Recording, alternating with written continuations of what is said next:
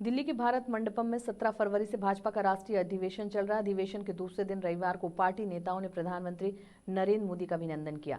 केंद्रीय गृह मंत्री अमित शाह ने अधिवेशन को संबोधित करते हुए कहा, इस अधिवेशन के बाद 2047 का भारत कैसा होगा, इसका पीएम मोदी का संदेश लेकर हम हर चुनाव क्षेत्र में जाएंगे। पूरे देश में कहीं संशय नहीं है, देश ने तय किया है कि पीएम मोदी ही फिर से प्रधानमंत्री बनेंगे। शाह ने कहा, इंडिया गठबंधन और कांग्रेस पार्टी इस देश के लोकतंत्र को खत्म कर रही है। उन्होंने देश के लोकतंत्र को भ्रष्टाचार, परिवारवाद, तुष्टीकरण, जातिवाद से रंग दिया। परिवारवाद पार्टियां इस तरह की लोकतांत्रिक व्यवस्थाएं करने में लगी रहीं कि कभी भी जनमत स्वतंत्र रूप से उभर कर न आए। पीएम मोदी ने 10 साल में भ्रष्टाचार, परिवारवाद, तुष्टीकरण और जातिवाद को समाप्त कर विकास किया।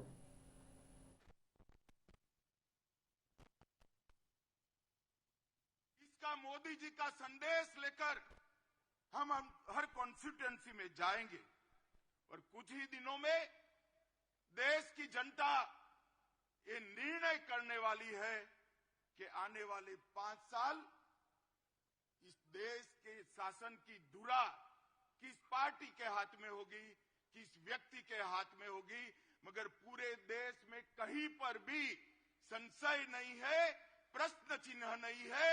देश ने तय किया है कि मोदी जी फिर से एक बार इस देश के प्रधानमंत्री।